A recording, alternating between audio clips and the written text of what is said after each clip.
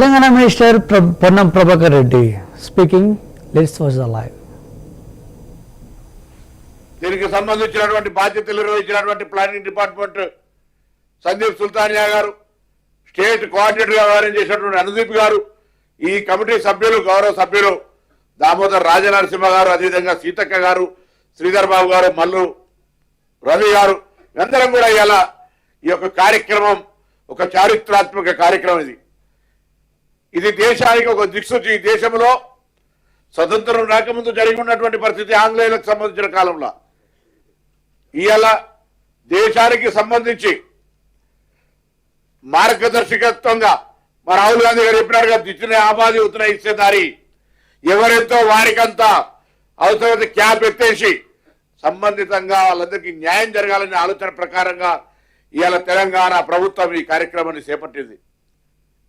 తప్పకుండా ఇది రేపు పొద్దున తెలంగాణ ప్రభుత్వం ఇంతకుముందు చైర్మన్ గారు చెప్పినట్టుగా ఎవరైతే బలహీన వర్గం వాళ్ళు ఎక్కడెక్కడ ఎంతెంత ఏ రకంగా సామాజిక వర్గాలు ఉన్నాయో వారందరికీ ఒక మార్గదర్శకత్వంగా వాళ్ళలో ఉన్నటువంటి సామాజిక, రాజకీయ, ఆర్థిక, విద్యా, ఉపాధి అవకాశాల్లో ప్రభుత్వం తరఫున సరి అయినటువంటి పథకాలు, వ్యవస్థ రూపొందించేటువంటి అవకాశం ఇలా ఒక బుక్, ఒక డాటా ఉంది. అలా ఏదో డిమాండ్ ప్రకారమో లేదా రాజకీయ ప్రేరేపణ కొరకు కాకుండా ఖచ్చితంగా ఆ వర్గాలకు న్యాయం చేయాలనే ఆలోచనతో నివేదికలు తీసుకొని కార్యక్రమాలు జరుపుకునేటువంటి అవకాశం దొరికింది.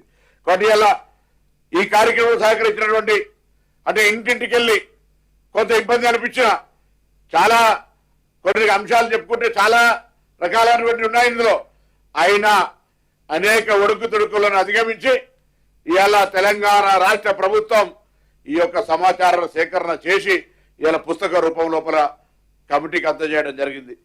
ఇది మరొకసారి 4 ఫిబ్రవరి 2024, 4 ఫిబ్రవరి 2025 ఇదొక సంవత్సరం లోపల పూర్తి చేసుకొని తెలంగాణ సమాజానికి అందజేయడం అంటే ప్రభుత్వ కమిట్మెంట్, చిత్తశుద్ధిని ఇలా తెలంగాణ యావత్ బలహీన వర్గాల ప్రజలు, సంఘాలు, మేధావులు ఆలోచన చేయాల్సిన అవసరం ఉంది. ప్రభుత్వం యొక్క చిత్తశుద్ధిని తప్పకుండా భవిష్యత్తులో మీ అందరి సహకారం కోరుతా ఉన్నాం.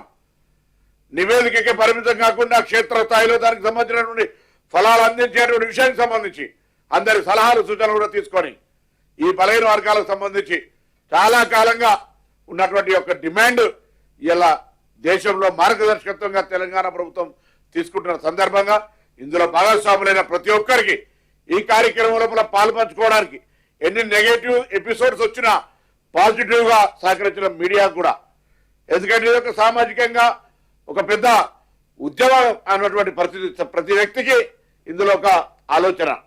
కాబట్టి ఇవాళ జరుగుతున్నటువంటి నివేదిక, కేబినెట్, శాసనసభ, చట్టాల లోపల ఉన్నటువంటి అన్ని రకాల అంశాలను అధిగమిస్తూ ఈ కార్యక్రమాన్ని తీసుకొని పోతున్న సందర్భంగా మరొకసారి ఇందులో భాగస్వాములైనటువంటి అధికారులందరికీ, గౌరవ ముఖ్యమంత్రి, ఉప ముఖ్యమంత్రి గారు, అదేవిధంగా సహచార ఈ కమిటీ సభ్యులతో పాటు మిగతా గౌరవ మంత్రులు, శాసనసభ్యులు, మిగతా రాజకీయ పార్టీలు, ప్రజాస్వామికవాదులు, బలహీన వర్గాలు, మేధావులు అందరూ కూడా అనేక సందర్భాల్లో అనేక అంశాల్లో ప్రొఫెసర్స్, రకరకాల మేధావులతోటి ఇంటరాక్ట్ అయినాం.